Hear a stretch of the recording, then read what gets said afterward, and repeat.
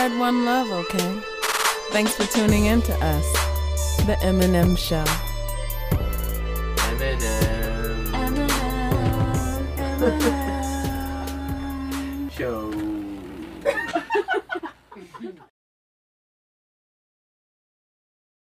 And we are live. Welcome back to another super fresh episode of the MNM Show. I am your host with the mostest, Nikki MG, and I'm here with Queens with all the flavor today. So excited to have everyone. But first and foremost, gotta welcome the first M in the MNM Show, Ms. Molly Rulin. What up? Hey. Hey. That catches me off guard every time. Every week. Good to be back here in the One Love Massive house. Shout out to everyone at One Love Massive. Yes. And I'm also here with the one, the only, the fabulous, the beautiful J. No. Yes, always a pleasure to see you, Queen. And I'm very excited to introduce our viewers today to two very powerful women in the DC community doing amazing work and who are both running on the Dump Trump Dems for Action slate with Molly, Nikki, and Mills. This local election, I'm happy to introduce to you Marina Streznewski. Good evening, Nikki. Welcome. So happy to be here. Thank you. Looking glowing and fabulous. Now, I just want to make sure I did say your last name correctly. I've known you for a long time, but every time I'm a little short. It is Streznewski, correct? Perfect. Yes! Marion Barry couldn't have done it better. All right. And There's a story there. Well, we definitely are going to hear that story. And I also want to introduce folks to the lovely, the intelligent, the amazing ANC Commissioner and Slate candidate, Sharece Crawford. Sharece, welcome to the show. Thank you so much for having me. I'm looking forward to a great exchange with all of you. Yeah. Cool beans.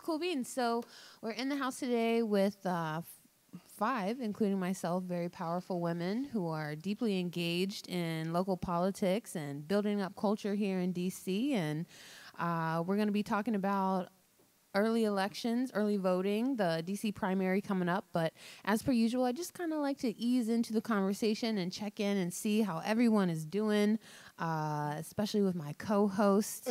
There's always exciting things that are happening in the lives of these women. So, Jay Mills, how's your week been? What's new with you? Oh, man, my week has been very interesting. It's been beautiful getting out there campaigning. I've been doing a lot of work with the community, talking to people, engaging about key issues. Early voting has been wonderful, a great start off. Shout out to Ward 8 representing. Just seeing everybody across the slate representing across the city at the parade. You know, it's just really beautiful to see us all coming together and making a statement as a group, you know, across demographics. All the different demographics that one could separate people into are what we've come together under. And it's just a wonderful thing. We are pretty dope. Our slate is pretty awesome. Like, It's we're great. super diverse People in wanna- all respects. Mhm. Age, race, like immigration, background, gender identity, and perspectives as well, you know, on different issues. I saw you on Facebook out there campaigning at Turkey Thicket in Ward 5 with the whole posse, with Gordon, Andrew Fletcher with the T-shirts. You got the youth out there, like stunting and posing. I was like, okay. It was really exciting to see all the young people come out and support you. It's great. I'm just really overwhelmed by all of the support. It's so surreal. You know, Nikki, thank you for reaching out to me and speaking to the leader in me and voicing your belief in the capacity that I had to run for this position. So, hey, man, I saw it. I was like, this woman here runs businesses, starts projects, is an outstanding mother, is featured on like Working Mom magazines, is putting together health summits, and is mystical and magical, and is a performing artist too. What? I was like, this person definitely needs to be running and getting involved in local politics. A strong, powerful Black woman. Love seeing that. Thank you. I'm glad your week's been going well. Early voting's been going well for you. And we're going to keep it up. For folks who are watching, if you don't know by now, it is the DC primary, and early voting is happening all this week until Friday, the 15th. You can go into one of 8 citywide centers to vote. In Ward 5, it's the Turkey Thicket Community Center. In Ward 4, it's the Tacoma Community Center. Do you know, where is it in Ward 2? It's 441 4th Street, Judiciary Square. Judiciary Square, the kind of the home center, home base. That's usually where I go to vote. But I'm going to stick up in Ward 4 this year. Ward 8, do you know the location, Sharece?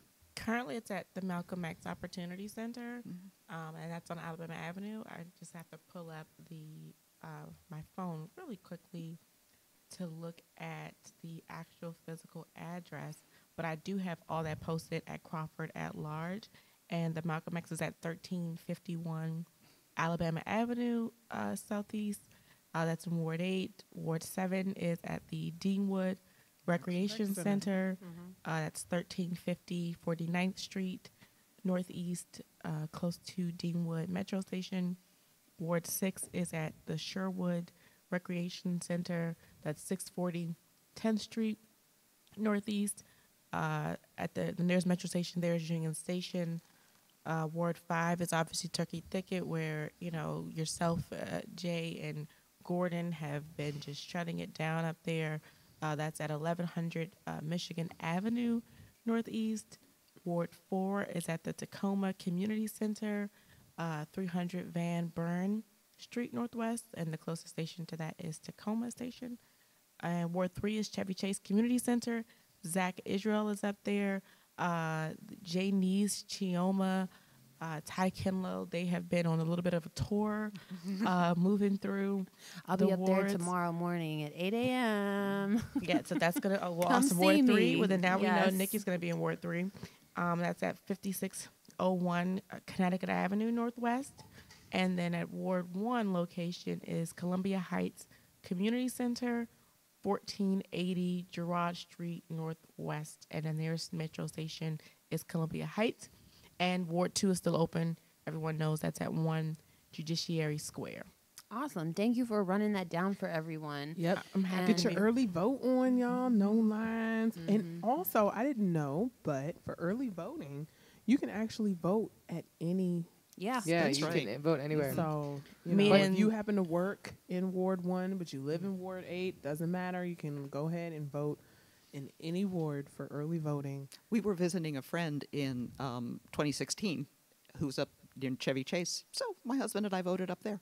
Oh, so that's Yeah. news to me as well. So that's good to know. So wherever you are, get your vote on. Yeah. Get out there and vote. I've seen some of the numbers starting to come in, and you Ward know, 3 is definitely popping. I yeah. know. Ward, the voter turnout is awesome there. But I think even to that response, you know, the turnout was not so well in Ward 8, and you know, I started to think, well, what do you need to do to get people even to the polls to turn out? Is how many people are really aware that there's an election happening right now? No. And for those that are aware, why should they vote? That Yeah. journey go too, and especially where you have, you know, positions. If, for example, Ward 8 does not have a specific ward designated position on the ballot outside of the state committee members, and I think that the realization of the at-large candidates, I think they're still getting information about that, as well as the Initiative 77. People still have a lot of questions about that, and so I think that before people really show up to vote and they want to be fully informed and fully aware. And so, you know, I posted on my social media yesterday to get questions answered about Initiative 77, and I want to thank you guys for chiming in on that, because it is a very important measure that is seemingly confusing for a lot of people, where there are some people that are absolutely sure that we should vote no. Right? They're positive. Then there are some people that are equally as positive about voting yes. And so when I talk to my own constituents in Ward 8 about, hey, you know, how much do you know about this initiative, and them not being fully aware and fully informed, I think that our city has not done a great enough job with explaining this, you know, thoroughly. And even the question as it is on the ballot will confuse you. Yeah. You know, when I looked at the voter guide, I was that's what sparked my initial post about it. Like, hey, this voter guide isn't really giving enough information. Like, is this a mandate for small businesses? Right. Are they going to go out? Like, are they going to be enforced to do this? When does the enforcement start, if they will? And so it Right. just left me with more questions. How much annually? And yeah. like today I had some questions too. Like it's all like tipped employees who would receive more than $30 in a month or $50 in a month. So does that include like, I don't know, the people who do like the bike caravan shit around the mall. Like who's included in that? Like, cause I'm just thinking about bartenders and servers, but like there's other tipped economies. So like who else Like is that? hairdressers and nail techs and all those. And those are supposed to be included. Now that is that again left unclear. Completely, Exactly. and we've had like multiple conversations about it, and so it's not even for lack of like the communication. It's just a really murky the thing. language and the law, the legislation around it. We just have to do a better job as a city Exactly. with putting these initiatives together. And I just feel, talking about the 40,000 plus people who signed the petition and all the field workers who were really, determined to get this measure on the ballot. It's almost like a slap in the face for all their hard work to not know exactly how this is going to be put together. Right. And that's the challenge that we have, which is another reason why I'm accepting this Slate position. Because a lot of our legislation is put out like that, where it's not really plain language, and you have to be a scientist or some type of, you got to be a lawyer or some type of legislator yourself to fully understand what is being said. And then, two, what is the implementation of that? We struggle severely in this city with implementing policies. We have laws that have been passed, approved, signed, sealed, and Years delivered ago. that are still sitting And without being implemented. And you could have the best law, the best policy in the world, and if you have bad regulations, it destroys all the doesn't matter. intent. There are no regulations at all. There's no enforcement, and then there's no implementation committee, which is exactly a part of the problem that I see right here in our city. And this is, I'm glad you brought this up, Sharece, because whether it's Initiative 77, or any law that is up for debate here, I think that's one of the critical jobs of the DC Democratic State Committee, is to actually get out there and educate people about what is at stake in the city and to get them involved in the democratic process. And one of the reasons that I decided to run for this position and ask all of you ladies, either directly or by way of someone else to run as well, is because I see you as people who are already outspoken and, in contact with people in your community, so you can do this educational work of letting people know what's at stake. And I don't think the current committee, at least over the last 8 to 10 years, has really done any job of engaging voters in the elections just to get out and vote, but then also on the issues that have happened over the last couple of years. So Agreed. It's Completely agree. And in our last election, which was a mayoral election, which was contested, there was a lot of council members who ran for that, which is something that typically turns out more voters. We had a historic low voter turnout for that as well, less than 4%, so What? yeah, Less than 4%? just around 4% Jesus of the DC Christ. registered voters. So, basically everyone who is in office now, regardless if they're great people or not, they got elected with less than 4% of the vote. They really don't even represent the majority of Democrats if you think about it in that lens. And so I'm excited to figure out ways and work together as a committee that we can get more people involved, because when more people are involved, that's more accountability. Yeah.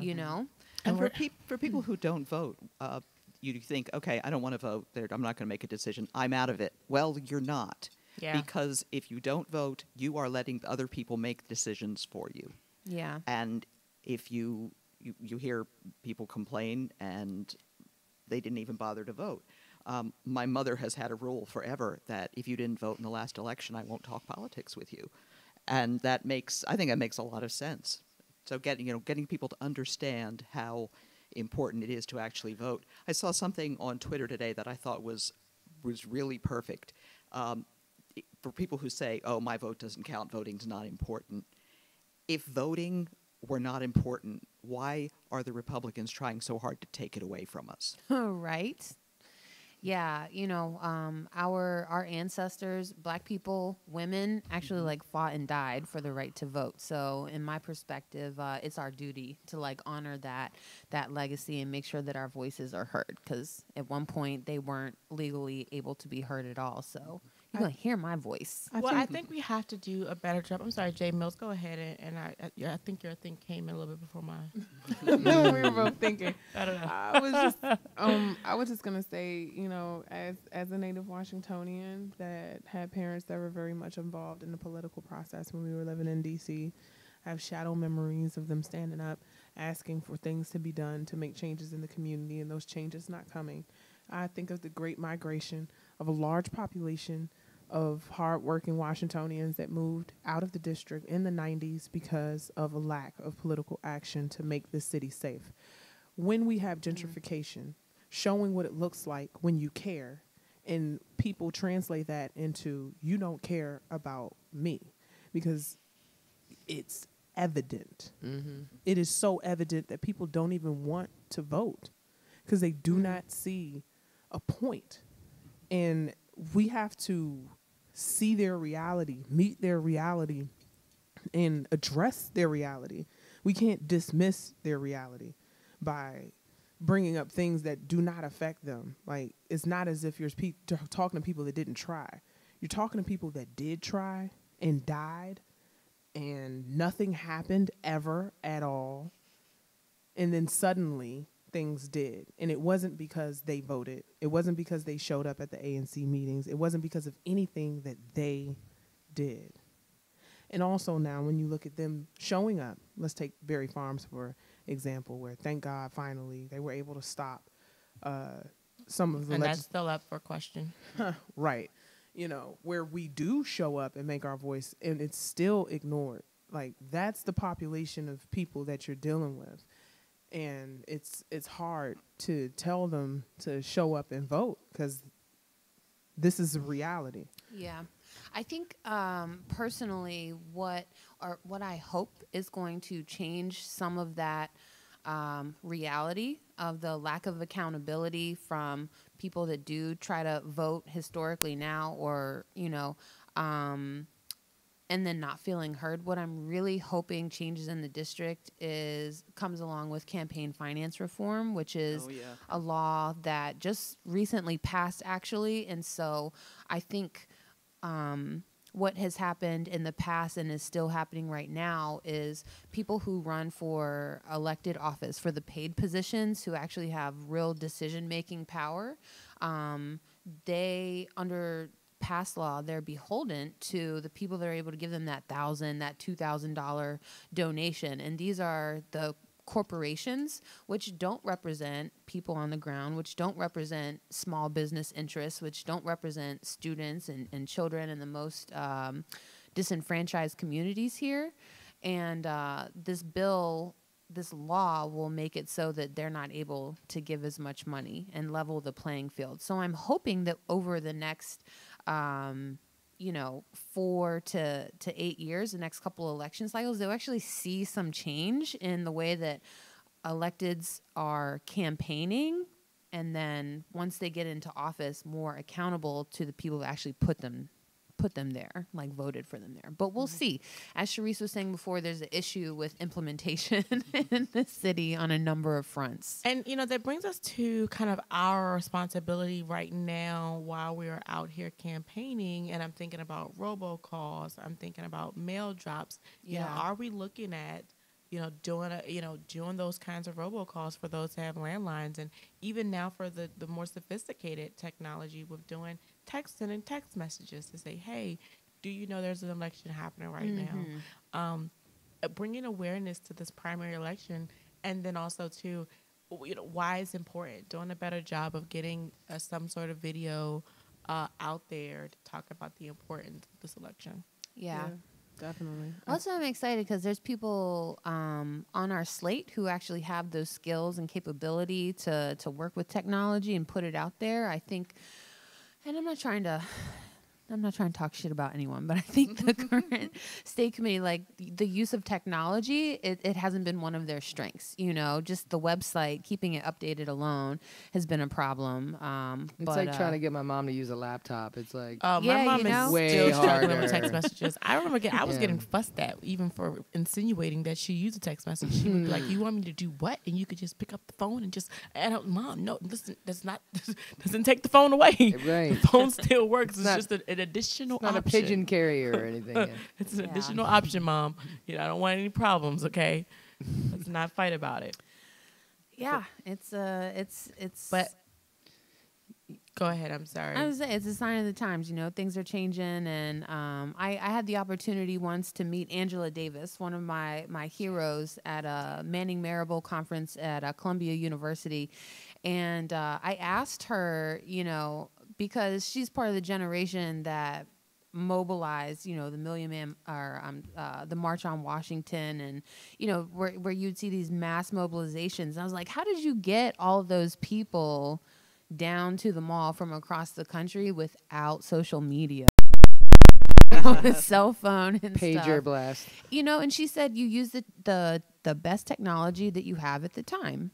And Yeah. so right now the best technology that we have is texting and our different social media platforms. And of course we got the old school, the bread and butter of mobilization, knocking on people's doors, going to community meetings, handing out literature, actually engaging with people. So I think, you know, our slate makes up a group of people who are experts in all of those different fields. I'm really excited to see the power of those different skills come together, you know. But I wanted to take it back a little bit and just check in and see how everyone's weeks still were. We talked a little bit about J Mills and then we went in a tangent, but that's what we do here and it's all relevant. So, Molly, how's your week been? What's been going on in the personal life of at-large candidate for committee woman? You know, living the dream, man. What can I say? Living the dream every minute. Canvassing, crying, drinking. You know, it's all working. It's like working, canvassing, working, drinking, working, crying, working. I'm seeing a pattern here. Yes. You know, I've been crying a little bit this past week, too. I'm 37 weeks now, and I just had a couple of days where I just felt really emotional for no apparent reason. Did a commercial make you cry yet? Man, I don't need... That's I my don't know life what every it day. was. I was 37 years old 5 years ago, so and I cry all the time. Like I don't know. I have no baby to blame it on at all. Oh gosh. Yeah, when I'm I was definitely blaming pregnant, it on the Oh baby. my gosh. I remember crying at a commercial. It was just so touching. Yeah. It's like an Amco commercial.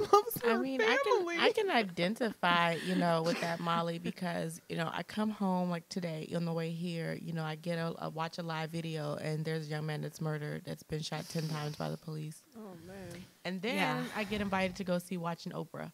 And then we have all calves. And so there's this series of significantly highs and significant lows, right? And we're going through that. And I think as leaders, we have to be willing to be transparent as excited, you know, not necessarily excited about the lows, but addressing them in the same way Right. that we're addressing the extreme highs.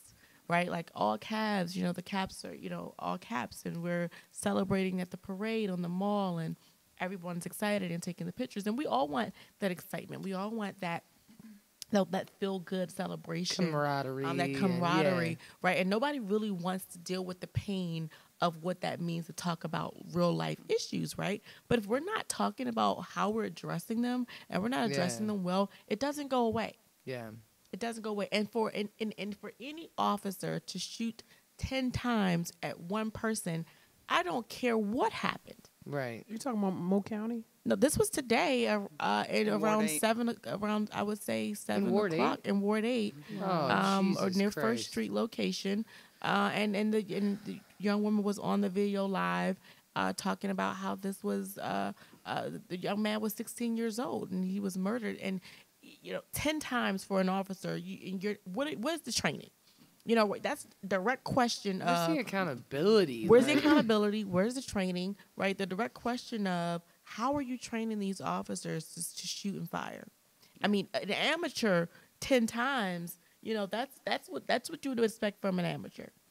Yeah. And secondly, you don't shoot 10 to kill. times, like 10 times, like that is so much effort to shoot a gun. It is. 10 It is. times. Not when it's a semi-automatic. And it's which not is what they supposed to be have. shooting to kill. You're trying to stop someone from harming you.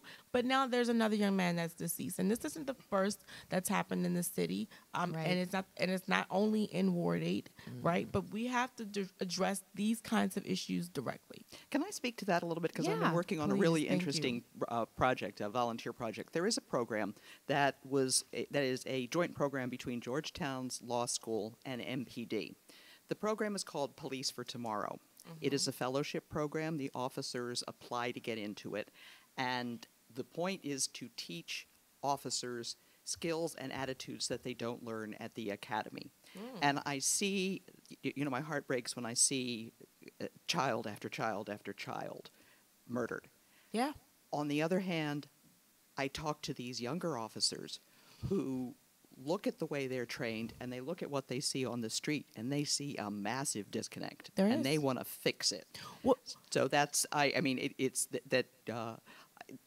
it makes me feel better to know that we are not alone, that there are actually some people who well, can those are the do kinds something. of We're programs trying. that's happening in the district that our leadership needs to be talking about. Exactly. I mean, had it not been for me being here on this show, that's You the might first not I'd have known. ever heard of that. Exactly. Okay, and we need to be exactly. talking about from a high leadership perspective of all the opportunities that we're giving police officers in the city to get connected in these communities, to get trained, to get acclimated. I'll hear from MPD officers that are trolling in my area about how the surge of new officers aren't even being trained in what's happening in these communities. And so they're telling us, they're coming in as if they already know what's going on. They already know what's happening. You know, I'm here to take over type of personality. So then you have a conflict of officers that are there versus officers that are just kind of showing up. And you can see it. You can feel it because Absolutely. this town has always had some sort of a police officer or authority figure. Some man with a gun is always lurking nearby, officiated by the Absolutely. government, right? 26 separate police forces. We've all just come to accustomed to seeing Literally alphabet. cops every single where, 32. right? Park police. Okay. Okay, 32 32. separate police forces, right? But ever since Trump got elected, they started pulling people over. It's a very predatory environment out there. Yeah. I was not afraid of DC police until like Trump came into office because everything changes. I see it in front of my block. I see them pulling people over all the time. I see them unfairly arresting people in certain wards and not arresting other people. I mean, how is King Weedy, selling weed, hand over fist in Adams Morgan because he's a white man, but then like the same people are being profiled right down the street, I have to share this video with you guys. There was she was 5-year-old and 9-year-old. They're from Ward 4, and they and their mom showed up to campaign for us. And they were, it's a video. They were like, "Oh, dump Trump, and we got to get rid of him because Trump's a bad guy." And then the video ends with, "Oh my gosh, there's the police!" And then they go to run. This is a 5-year-old and a 9-year-old in one of the well-to-do parts of the city. And the video ends with them in motion running. And the part of it, that it was hysterical. I couldn't stop laughing. And then when it really sinks in, it's painful. It's terrible that a 5-year-old would associate fear and the immediate need to have that survival instinct kick in and run Immediately. Wait Like, until you see the that's a video. Matter of fact, it's problem. on my Facebook. If you guys look on my Facebook, I posted about meet so-and-so, and I said they had a lot to say. It's on one of those videos, and if it's not there, I'm going to just repost it by itself again.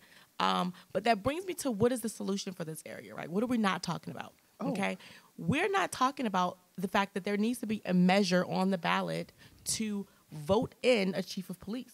There's no chief of police right now? No, there is Our a chief of police, is but they're appointed appointed. It's a by the political mayor's appointee. office. That absolutely, that position cannot sustain as it is. There's too much power over what that position does and how they govern in this body of work.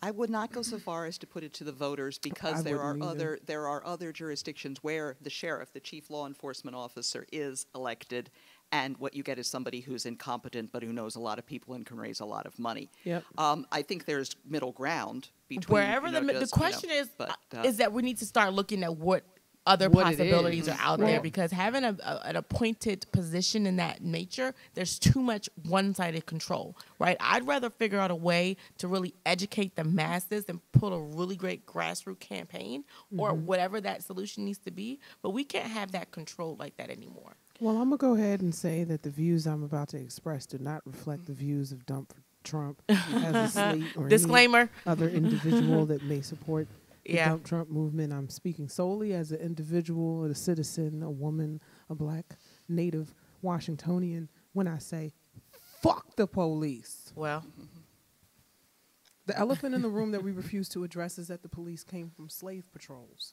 I wanted to bring it up. let's talk about it. We're not going to say it's illegal to be black, but we'll say we're just going to arrest a bunch of black people in a particular neighborhood for laws we same know they'll shit. break. Yeah. You got Yes. lines. We're not going to talk about the around fact that block. there's more protection for if these police officers were to do to an animal Yeah. what they do to human beings. If we're going to keep being real nice and, I'm going to say it flat out. Fuck the police. They don't need to be here. We don't need them. We don't. Nobody says fuck the firefighters.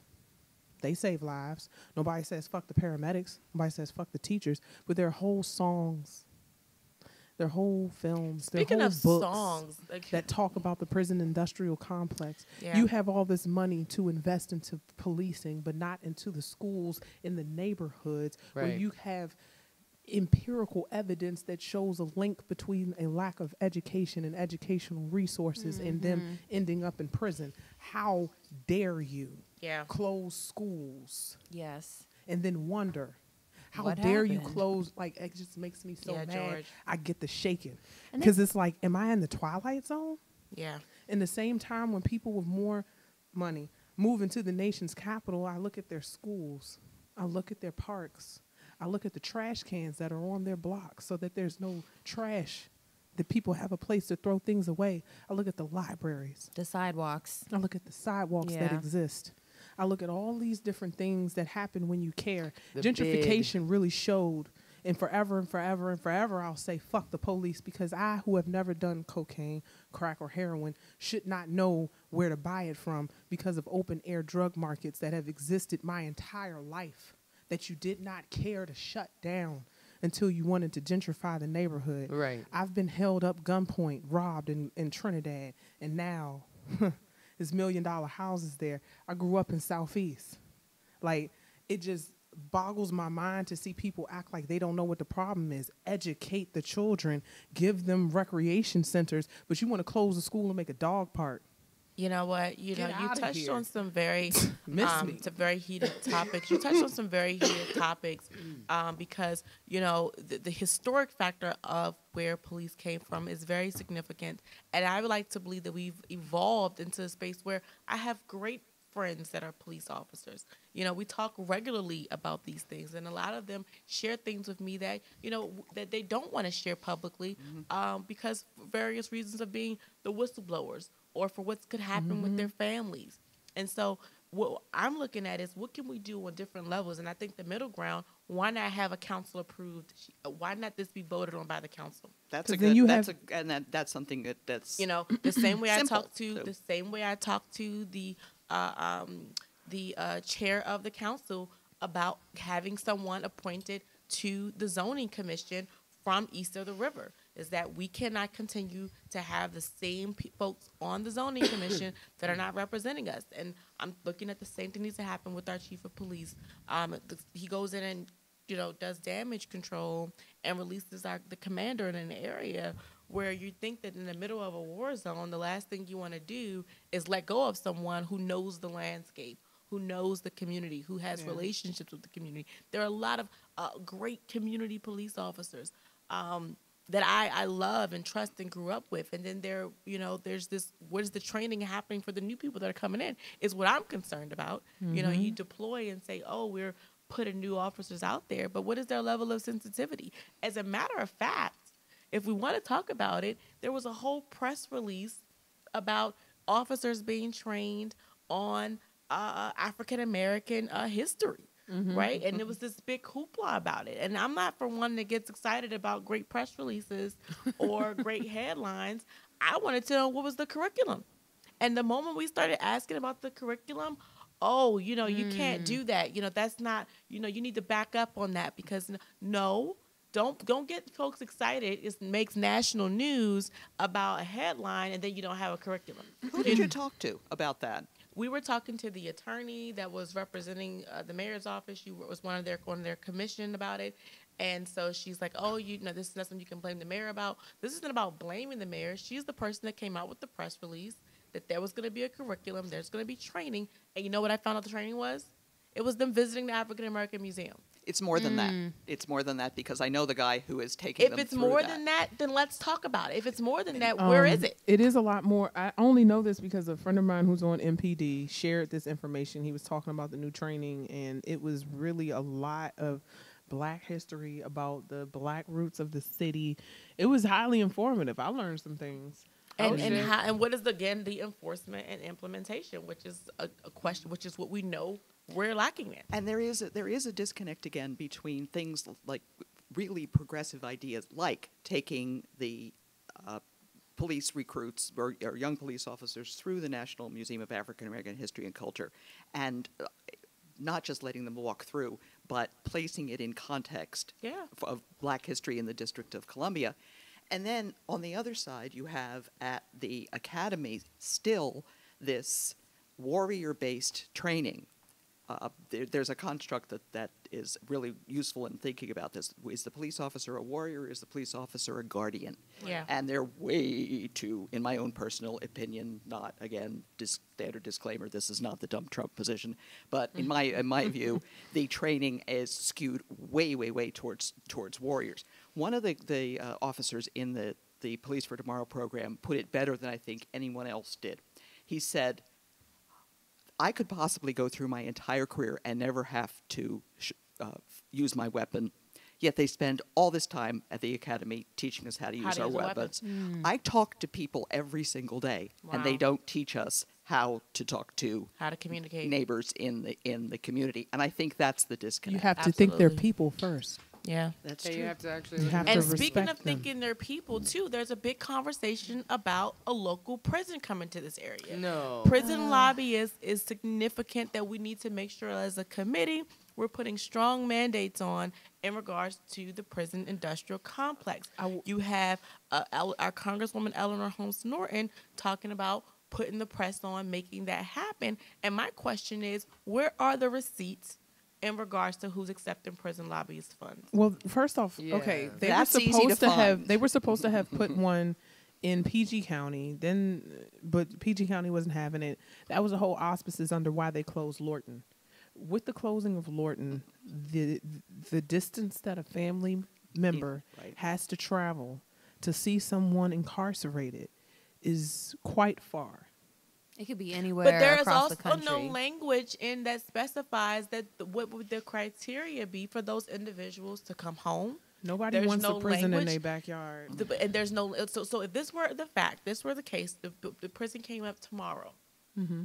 First, I want to know is how do we make sure that those that are actively involved in this new development are not also recipients of prison lobbyist funding? Mm-hmm. Secondly, I would like to know is that what is the language and what is the mandate that shows that those that are what the process be for those who would be returning home to this location? How can you prove that that's something that's actually going to happen?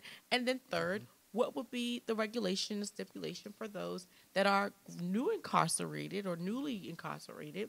ensuring that they will be located at prison, right? There's no real governance to say that would actually happen. I'd like to take it a step further because this is something I've thought about. Absolutely. I disclaimed myself before, in case somebody finds this to be an unpopular opinion. But I want to give first a shout out to RAP Incorporated, Regional Addiction Prevention. They are a nonprofit that exists in the D.C. area. They used to have a residential facility out in Laurel. However, residential drug treatment programs were kind of done away with because of legislation. It's a whole nother talk show. However, because those don't exist, now we know that they criminalize people who are addicted to drugs. If you're black, keeping it funky with That's true. heroin Yeah, now, they're like, oh, it's a sickness. But It's an in opioid Baltimore, epidemic. in DC, you're going to jail. Yes. So that being said, all right, let's look at a Betty Ford, right? Did the government make Betty Ford? No. Individuals who were concerned about Caucasians who were going out of control with their drug habits decided to create a place. So when you go through the criminal system and you are then sentenced, we don't have a place that we have control over, that we have thought about, that we would want to send our people to. When it comes to people of color and our involvement in creating a prison, a detention center, or whatever you want to call it, we aren't making them. We don't have. That's why I shouted out rap first, because that's our Betty Ford. But we need more. We can't just be like, no, we don't want to jail, because, again, like, crimes are going to happen. But how involved are we in the rehabilitation process? And it's hard to say as a person of color that you want to own a jail, or you want to own a detention center, or you want to be on the board for that. You want to pick the COs. We are so disconnected, but let's keep it funky. We need a place, because people break the laws. But we don't have a place that we've built, then we're leaving our people up to nothing. Because they have some real fancy detention centers. If you break the law and you got that bread, you know, these let you be right. Black people go to prison, white people go to rehab. It's just it's ridiculous. And we say that one more time. Black people go to prison, white people go to rehab for the same crimes. Understanding that process, and why does a person get sent there? And cops get raises differently, and absolutely sentenced differently. But when you're sentenced, they tell you they'll be like 10 years in prison or $50,000 fine. Yeah. We have to oversee this. We need more. We need to train and develop more judges. Yeah. We need more judges, more prosecutors. Well, you know, one of the other. So I have to say, I feel like everything to me boils down to accountability. Like when you're watching people murder other people on YouTube, you know, just because they have a badge doesn't mean it's not murder. When you're watching like horrible, like unscrupulous motherfuckers just break law after law, kill people, and just do terrible, terrible things and are never held accountable, then like honestly, like, so okay, we'll just do the disclaimer thing. It's not the opinion of dumb Trump, but like fuck all that. Fuck the legislation. Fuck the regulation of that. Like where's the accountability? The laws and the regulation of them don't mean shit if when they are broken and they don't get it and there's no accountability, then none of that means any motherfucking thing at all. One love massive, guys. One love massive. That's how I really feel. And how can you not feel that when you literally pick up your phone and in an average 10 minutes of scrolling, you're going to see someone else who died at the hand of police. You're going to see some more children separated from their family. You're going to see some more people, poor people discriminated against. You're going to see a bunch of rhetoric bullshit about women and the misogyny and the patriarchy. Like, how are you supposed to like actually feel like any of it really matters? Like, okay, so we're going to put this legislation in place, but like, Terrence Sterling, like, you know what I'm saying? Like when does it actually matter? When does anybody get slapped on their wrist? Like, there's an attorney general in Virginia who owns a commissary company. He owns a commissary company. Wow. An attorney general in Virginia owns a commissary company. That's my so like, where's the accountability? Like, fuck everything else. Like, honestly, that's where I'm at. Like, none of it means anything to me if there's no accountability. Yeah. If white men don't start going to fucking jail, then like eventually we're all gonna burn the shit down, because like it doesn't make any sense. Like you said, am I living in like an alternate universe? Like, we're seeing convictions as of recently. Let me give you guys another case that just recently happened. There was a police officer found guilty of 1 year in federal prison for selling illegal weapons, guns, several guns, multiple guns. 1 year. 1 year in prison, and a couple of those guns were related to homicide. That's crazy. I mean, what about all the cops that walk by the people in our own streets on this very block, suffering, seeing the spice that they're on, seeing the struggles they're having, and what do? They harass them. What do they don't do? Shut down the gas station right down the fucking street selling the shit. We all know where it's coming from. Yeah. So, like, no, who's really getting involved? When you're in prison and you see the CO and you see the guards walk by the guys knotted out on spice, guess what? He's getting paid, that guard. Don't get it twisted. So how are the police officers? There's one word. Here we go. And that word is profit. And it's Absolutely. it is the root of Of so all many things. things. Yeah. Exactly. It's just Ding, ding, ding, ding, ding, ding. Wisdom Yeah. nugget. Tell her what she's won, Bob. There are three For things sure. that, okay, and this is me, this is Marina. That I believe that there are three areas of activity that should never be profit oriented. Never. They should never be privately owned. They should be owned by the people. government, the people. The people. And those are education, Mm-hmm. the whole anything having to do with law enforcement and all the way through the whole process, and healthcare. Healthcare, yeah. But in healthcare and in prisons particularly, there's a perverse incentive. How do you make more money? By having more people in the beds. Yeah. So how do you get more people in the beds? You get, in the case of healthcare, figuring out ways to decide that people are sick.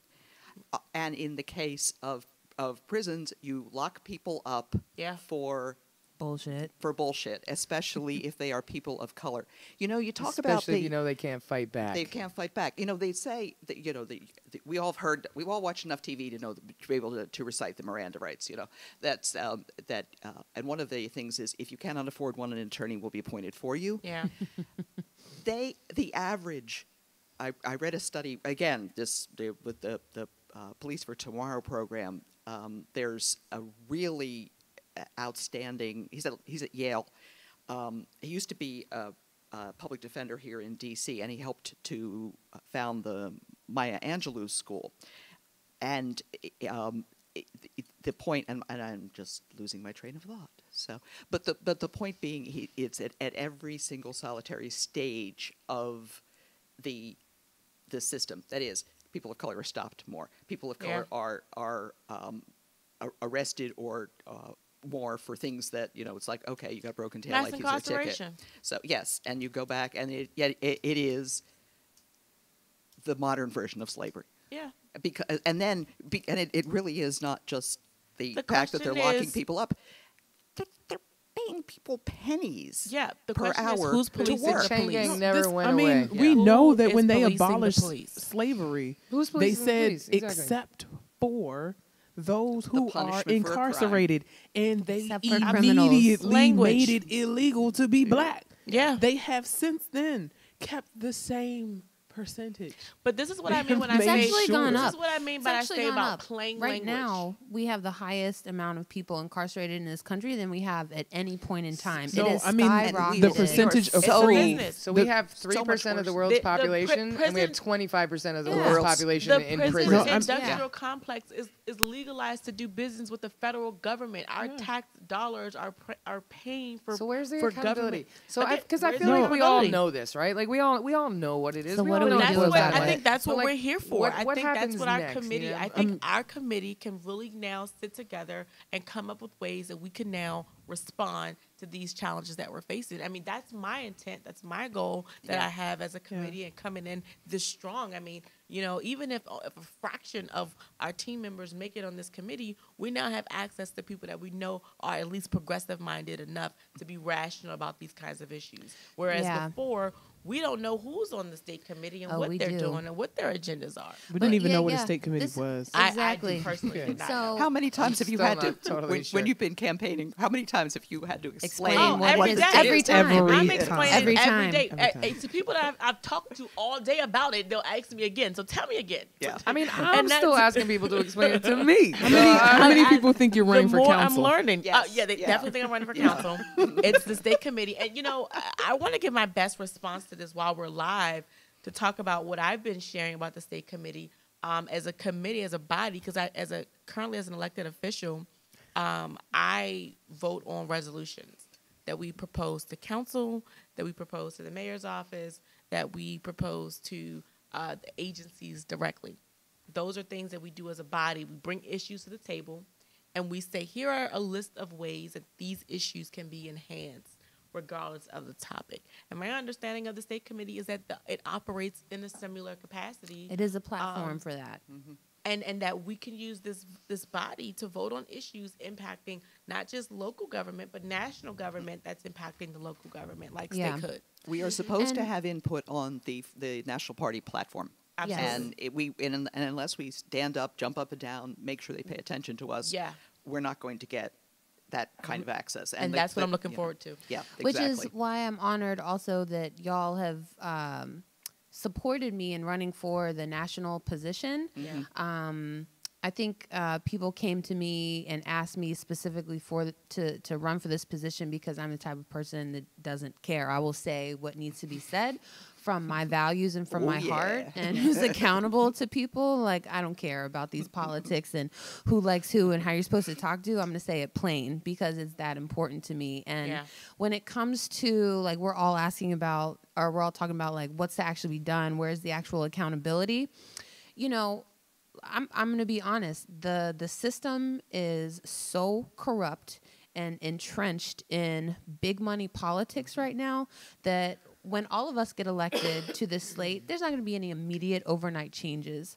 But what it does, what I do have hope for is that if the majority of us can win, there is now a body of people who have been developing relationships with each other for a long time, but like doing actual good work together. For example, you know, we asked Marina. I've been working with Marina for the past 10 years, and I asked her, we recruited her specifically because I know her values. I trust her values, and I've seen her working on issues that impact poor and working class people and come from a center of reason and rationality, but also of love, not from a center of fear, a center of fear of change, you know? And it's not that always Marina or myself or the people that I know, we have all the like silver bullet solutions to fix everything. But when you are leading from a place of accountability, when you actually care about people more than what's the bottom line, how is this going to cost, then we're able to think bigger. We're able to actually come up, and I've seen it happen. We're able to come up with solutions that, despite all of the messed up stuff we're actually talking about, DC, when you look at other jurisdictions, like we do have more progressive laws and programs here than other places. For sure. We need to be better, push the envelope a whole lot farther on all these issues we're talking about, but I do have hope and faith in us as people that we actually have all the solutions, we have all the knowledge and the resources that we need, but we have to mobilize people, we have to get them involved, we have to have their tables, we have to have their voices at the table so they're a part of that solution and not getting chopped from the table. Well, we're on board. I'm on board. You know, I have a group of volunteers ready to come out to the polls. Squad. We know you do. You are on it, Sharece. You are everywhere. You are energetic. You are smiling. You're hopeful.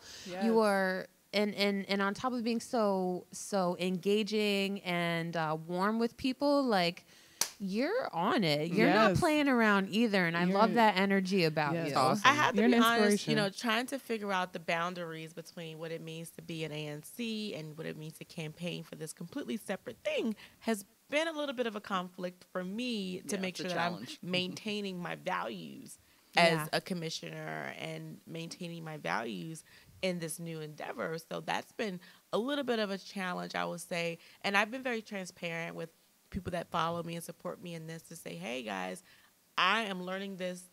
As I learn this process, I'm educating on this process because I'm already ready to pass the baton.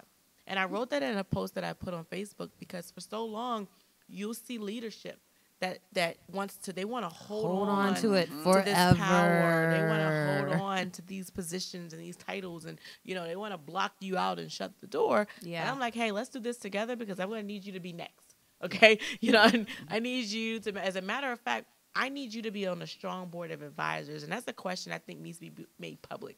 Yes. Who are the advisors to our leadership in the city? Both formal and informal. Absolutely. You know, the people that you see public talking information. to them. Yeah, you see, but the people you see talking to them, the people who are their donors, which is all public information.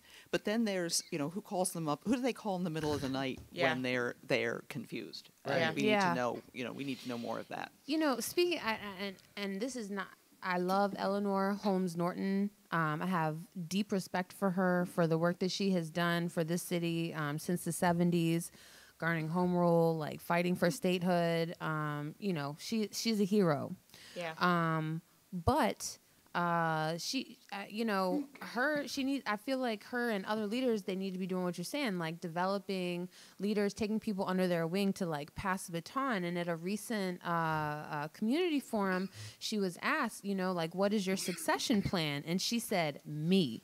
She said that out loud? She said that out loud. And so that's fine. Like, go ahead, Black woman, believe in yourself. You don't have a succession Wait, what did she plan? say? She said me, that she's her succession plan. And Bitch, so you like 80. No offense, Eleanor. But that is that is the top the of our issue. leadership, and I that is know. precisely what the problem is right now Yeah. in lower level politics. Is that the doors are shut. People don't feel like their voices are being heard.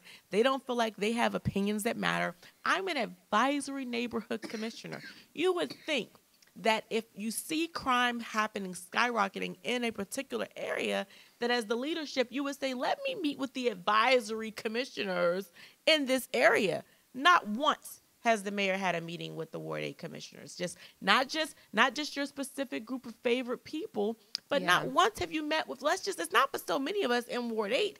You would think to say, hey, let's come together and meet with this group of individuals to see what have you guys been doing? What are your ideas before you go have a press conference with department heads that are not everyday boots on the ground? Mm-hmm. I love and respect them for the positions that they have, but it's disrespectful not only to the council member to not invite him to a press conference of that nature, but to not, at minimum, have a meeting with the advisors, the ANC commissioners. Like, isn't that the Well, I whole don't- point? I don't Yeah. think It's supposed that to be functioning in that capacity, Right. but clearly our government is They not don't care. functioning They the don't way care. it should be. If you're not able to mobilize massive amount of voters, if you're not able to contribute to their re-election or like making That's them going look to good, change. they don't. Well, the problem is most people are not used to people speaking out about it as well. So Yeah. that is why we're here today. And Yeah. I'm not, and Nikki, I can identify with you in saying that me being here, I have no invested financial interest in any of these special interest groups. I'm not being bought or paid to speak today. And I love what Shirley Chisholm said. She said she's unbossed. Unbossed. and unbought. Unbossed. Yep. Yes. And She's that's- also one of my heroes. She's of a all time. hero, absolutely, because once you get to that point, you lose your voice. And so it took me a year before I decided, you know what, I need to speak out about these things. And that's when the state committee came my way.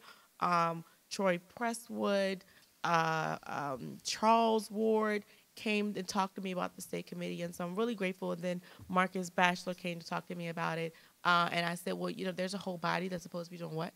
Right? And I said, well, what are they doing? Yeah. And to know that this government, this level of government, is supposed to be functioning in a way that is not, to me, is unacceptable, and it cannot and any longer be tolerated. I agree. Yeah. I definitely came for the same reason. I mean, I guess you may or may not have noticed that I'm very much the revolutionary, had lost all but one straw of hope for D.C. government actually caring about Native Washingtonians that have been here generation after generation after generation through it all. Yeah. So the idea to be a part of this body that I did not even know existed until, you brought the attention to Yes. it, which really shows to how much of a disservice Yeah, they've done to this committee. And Yeah. there's and that's part of the reason I was like, you know what, I've been an advocate in DC, community organizer for about 10 years. And from that perspective, I see who the inside crowd is, who the inside players are. And I see them talking to themselves over and over again.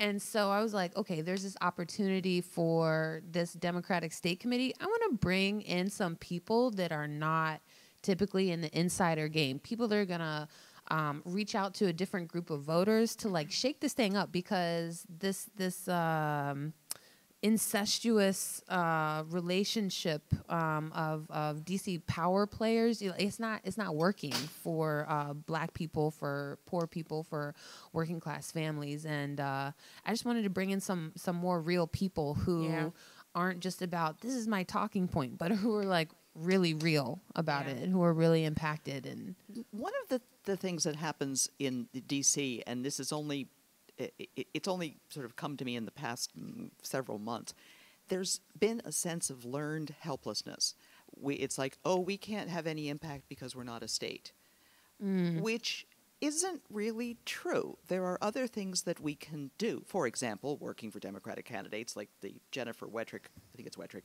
who is going to be the Democratic nominee for the Congress in the Virginia 10th, the Barbara Comstock district. You know, how far away is that? Not far at all. We could, as part of the Democratic State Committee, support her. So that there's things that we can do about that. And I think that the helplessness that the power structure in the District of Columbia itself relies on that sense of helplessness among so many people. That was just, you know, someone at the Women's Democratic National Club last Wednesday asked me, what would your slate do differently about achieving statehood than what's happened in the past? And I think this goes to what you're saying. This kind of like sense of helplessness. Like, I worked in the restaurant industry for 17 years as a struggling person that had very little power. But then once I started coming together with other restaurant workers, other small business owners, other like-minded people, and talking about solutions and building power and then doing power analysis and developing a strategy. Like, we won paid sick days in DC for restaurant workers, which is something that just like Initiative 77 right now was being said, if restaurant workers get this, our business is going to die. Business is going to shut down. The cost of food is going to go up. I kid you not, literally the exact same arguments that are happening right now. But we won that despite odds. And I remember the very first time that I went to, at the time he was a council member, Phil Mendelson, brought a group of restaurant workers with me and said, hey, we want paid sick days. Like, this is really serious. You know, we have no benefits whatsoever in this industry that are standardized. We need this. Here are the facts. The first thing he said to me was, don't say it too loud because I don't want David Wilmot to hear about it. I don't want Andrew Klein. These are the top lobbyists for the local restaurant association. So before, you know, he even knew or really cared about it, just because it impacted one industry and he knew the power player didn't want to do anything about it. But despite that powerful relationship, we still organized and we still won. So I'm of the opinion that when we get people on the DC Democratic State Committee who actually have community mobilizing skills, strategic planning skills, power analysis skills, like, we can actually put together a plan to win statehood for the long run. But I don't think that there are people on the current state committee that have those current skills or the energy to actually... The energy, the interest. To enforce it or make it happen, or the facilitation skills to like hold people accountable on the committee, assign people and make it happen. And so what Marina's talking about, there's local elections in other places. That's an organizing tool. That's a way to develop relationships with other people in local states that can apply pressure to their congresspeople to vote for statehood and support us. But it's a long-term game plan. But I'm excited because we're the people that can do it.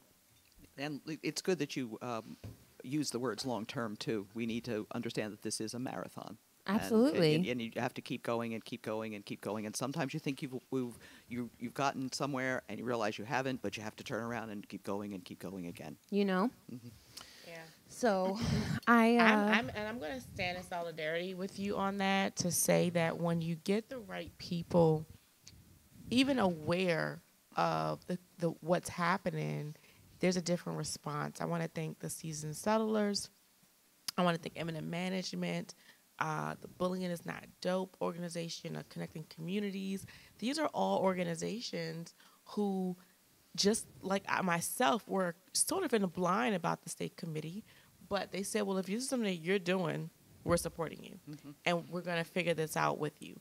And those are the kinds of people who are ready to work. They understand what's happening now is not working, and they want to figure out how can we find those loopholes to move forward. Yeah. Loopholes, leverage points. I think we have it all. Yeah. I want to wrap up this Yeah. conversation because it is 10:14, and I recognize that we're all busy ladies. We've got other things to get going. Got babies to birth and shit. You know, I- whole people to create. I Yeah, had no to- big deal. birth. I had to talk to my husband today. He was like, "Well, what if you go into labor on the M&M show? What's gonna Wow. happen?" You're gonna name So it. we You're gonna got- name gonna it. be dope. Clearly, you're What gonna are you name gonna the name the baby baby? Molly. You I got mean, the that's baby so name. obvious. We do have a baby name. Her name is going to be Golden Hazel.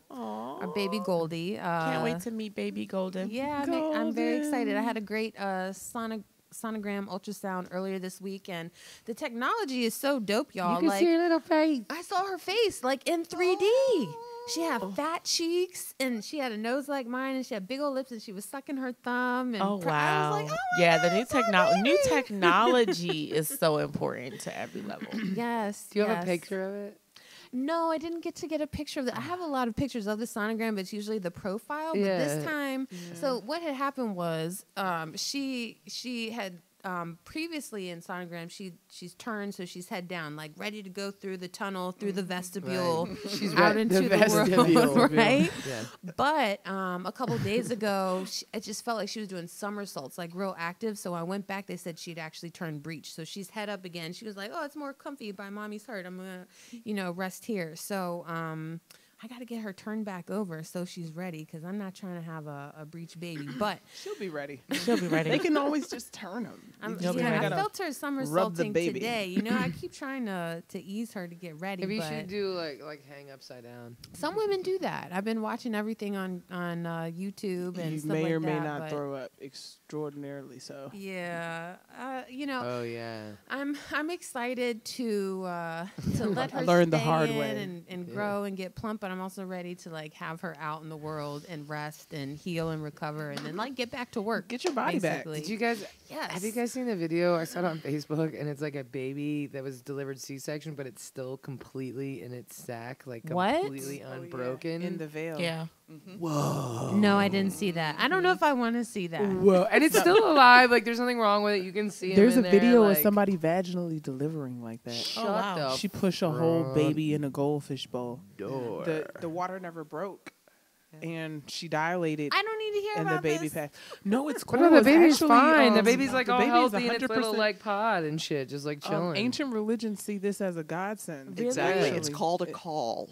Yeah. And there's so much folklore associated about how a child born with a call is going to be special. It's going to be Oh, extraordinary. So, nice. yeah. Yeah. Because it's protected even on the way out. Yep. Its first memory of the world is not like squeezing through a terribly small place and then grasping well, I'm for breath. excited for you, Nikki. This is Yeah.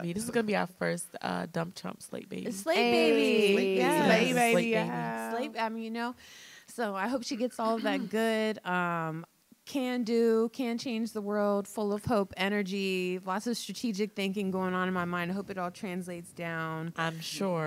So she gonna come comes out out with a canvassing. fist, She's gonna come out canvassing, Fist in the fro.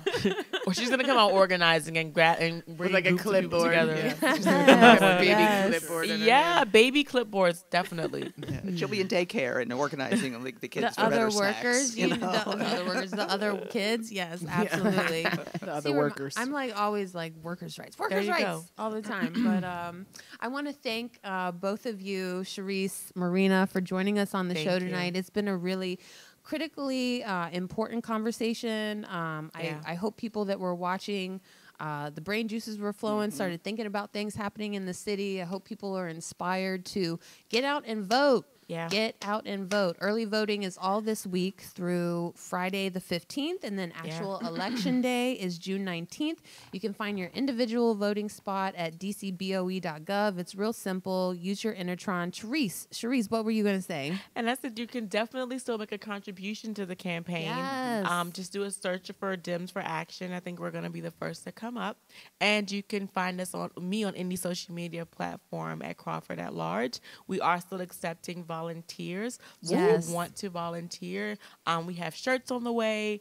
We have posters on the way. Some really exciting things coming. So definitely be a part of this movement. And for June 19th, especially if you've got particularly energetic and young, and you can define young any way you like, people who are interested in volunteering, there is an incentive program for people to come out and help at the polls. So if you know young people, There is a stipend. there's a stipend. And Please share that yes. information because I definitely have some young folks that Yeah, are excited. I'm about to spread that word. Yeah. I'm going to go Yeah. speak at a school. There's an believe email it's- from it's- John that breaking down like the whole. Yeah. Exactly. Okay, I'll double check. Rewind that track, top selector. Yeah, I know. Not it. Yeah. It's a Big thanks to the Boys Institute, their major program in Ward 8 that's creating they have something called the Creative School that they're creating. And so I'm going to go speak to the boys tomorrow. They invited me to come. Awesome. And I'm also speaking at a graduation commencement ceremony, about 200 adult learners that have graduated from the program. And you guys are all Congratulations. invited That's really to come cool. tomorrow. I would love to have you there as my awesome. VIP guest if you're available. When is it? Tomorrow evening, I'll be speaking about 6 o'clock, about 6:30 tomorrow.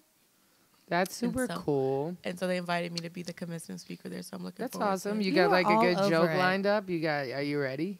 You know what? I think every time I get a chance to speak to people, I try to come from the heart about what can you really use? Like, what can you use and walk out of here with today? You know, and that's what I'm hoping. I'm looking forward to a message, giving them some strategies, walking out of there tomorrow. That's It's awesome. yeah. Yeah. Yeah. That's awesome. I want So to. before we wrap up, though, I do want to mention that if you are voting dump Trump Slate, which why would you not? Yes. That you need to like. First of all, it's a little bit confusing They try for to put us in the people. trick bag. Like even for me, you know, like there's several categories where you have to really read up top because it says pick up to 2 people or pick up to 1 person or you Yeah. can pick up to 7 people, Yeah. which I didn't even being on the slate, I didn't fully understand that until I got to the poll yesterday. Yeah. Yeah. So you can make sure you read that and that you hit more. yes. Because more Hit is more. always more, and you got to hit it twice if you want to get all the way to the bottom of the list. You do. And then almost, more importantly, I know we've been pushing people towards paper ballots, but paper ballots are not actually available in early voting, only at... Judiciary Square.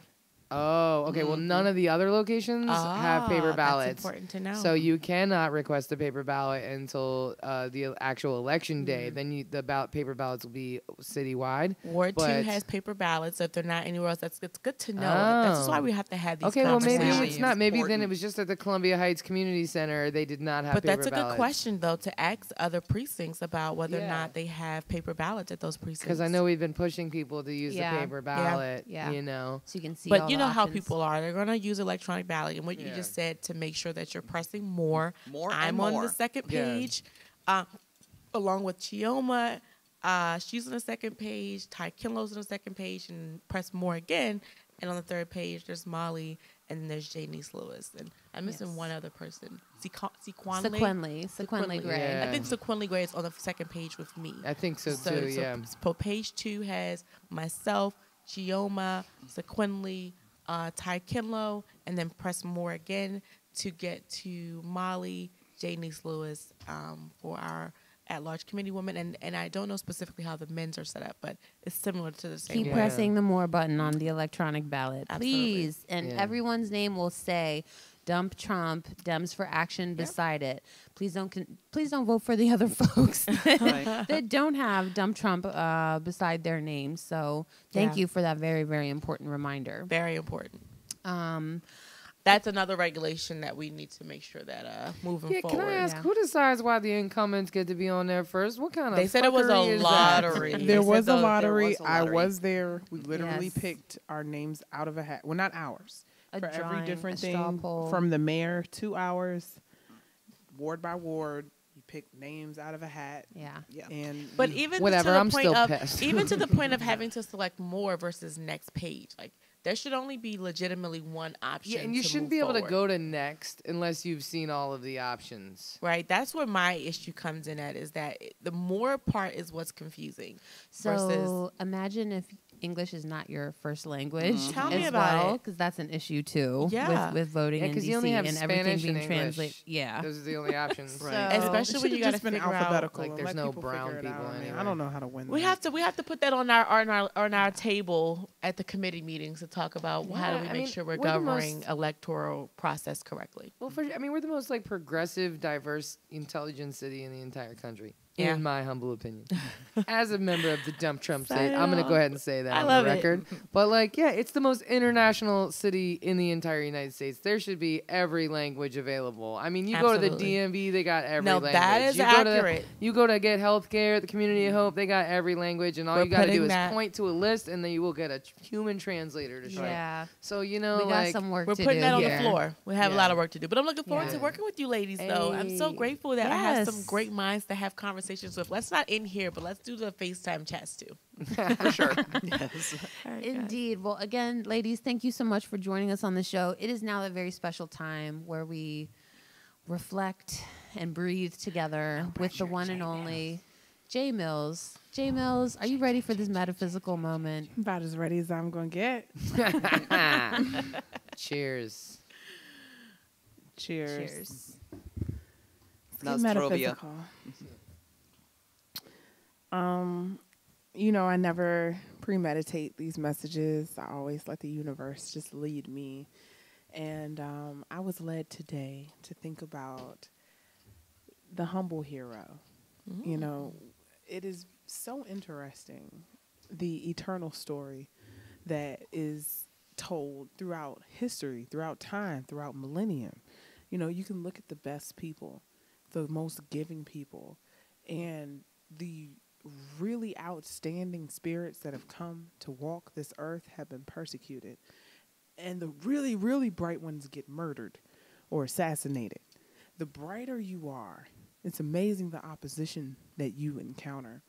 And what also happens with these bright, bright, bright lights is that a humble pride arises. There is a confidence in being a villain. There's a self-esteem that comes along with doing the wrong things and thinking for yourself. There is a humility that comes with being a good person because you do not think about yourself, because you put yourself last, because you are so humble that when people congratulate you, that when people compliment you, you can't accept the compliments or the congratulations. Humble is the hero, the good hero, forever. That's the story that is always told. I think about a presidency led by someone like Trump, which is the epitome of what we deal with those who care for self being the loudest voice that is heard, and those that care for all being silent. This lack of want of attention or credit, because that's what good people do. So often that we don't want the credit, we don't want the attention, that sometimes we do nothing. But all evil needs to prevail is for good people to do nothing. It is very hard for the good person to put themselves first, to put their own happiness first, to the point where you lose yourself making other people happy. But it's this revolving problem, because what makes you happy is making other people happy. How do you balance? How do you check yourself when you're a good person who wants to see other people do good, who put the good of others in front of the good of yourself? As a public servant, how do you refill yourself? A public servant, you serve the public. You serve so many. You give so much. You are one person serving so many. You can find yourself depleted. Humble is the hero. It is very difficult for the hero to say that their happiness matters first. So in my metaphysical message for today, I think about some mantras that I've been saying to myself for the past few years to protect not just my happiness, but my mental well-being. You know, when you serve the community, you can serve yourself into exhaustion. And now with the crazy times that we're in, we're seeing an unfortunate trend of people that we know to be good committing suicide. They've given so much. It is not for the good person to think about themselves. We equate that selfishness with being a villain, with being a bad person. So in my metaphysical message, I say that you should put yourself first as the good person and know that you deserve to be put first, because what makes you happy is making someone else happy. But it's a triplicate. What makes you happy is making someone else happy. As long as making them happy does not make you unhappy. It seems so simple, and yet it's so profound for the person who is good at heart, because we see that other person's happiness first. And even though making you happy could lead to my own unhappiness, I find it selfish to put me and my happiness before yours. So as public servants, I just want to remind every good person that it is okay to put you first. Go through this exercise and know that you are the type of person that is actually legitimately spiritually fulfilled by filling another person's spirit. Accept that you are good. You are good. Your first thought is always good, but then you got to double check that and make sure that in making this person happy, you don't sacrifice your own happiness. That's the message that's on my heart to share. That's the message that I'm living right now. That's the message that I live every day. It's so hard to take time for self-care. It's so hard to take time and say, no, I can't. Knowing that my yes could make you happy, but my yes would also make me unhappy, utterly. I don't have the time. The sun does not shine for 24 hours a day. Who do you think you are? We got to realize that as the sun sets, so do we. We cannot shine all the time for everybody, every day, always. It is okay. It is okay to think about you, to think about yourself, to think about your well-being, to think about what you need, to think about what makes you happy. You deserve to be happy. You deserve to have all the happiness that you have to give to others. You deserve to receive all the love that you have to give. You deserve it. See, most good people don't think they deserve it. That's the secret behind their goodness. They trying to do this good because they don't think they that good. Honestly, they see their imperfections. Yeah. And in their imperfections, they want to shine for others. Shout outs to the good people. Shout outs to the humble heroes. Shout outs to those that know that they mean well. We live in a time of indecision and indecisiveness. We live in a time where those who are selfish are the ones who are the first to speak up for themselves, and those who are selfless are the last to speak at all. That's a problem. It's a problem. It is okay to speak for yourself. It is okay to speak out for goodness. Again, I say that the only thing evil needs to prevail is for good people to do nothing. Yeah. We live in a time of inactivity, a time of apathetic, a time of people thinking like nothing matters. What they want doesn't matter. What they like doesn't matter. What you like doesn't matter. Nothing matters. Everything is futile. That's not the truth at all. This is the time. Never has there ever been a time where your individual thoughts are so powerful. Never has there ever been a time where we have an internet where your mundane thought, your opinion, your one thought can go around the whole world. But what kind of thoughts do we see now? Who's really out there spreading their thoughts and their ideas and their rhetorics? Yeah. We see a lot of good people doing nothing. I'm over that. That's powerful. Again, the only Bad thing things evil happen needs to when good prevail. people do nothing. That's all it needs.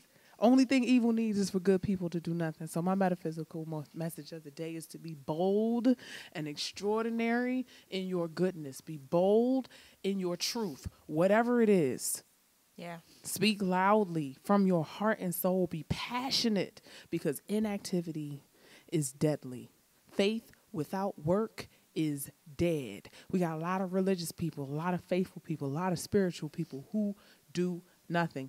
Faith without work is dead. That's my metaphysical message. Do it all. Live boldly. Love hard and openly.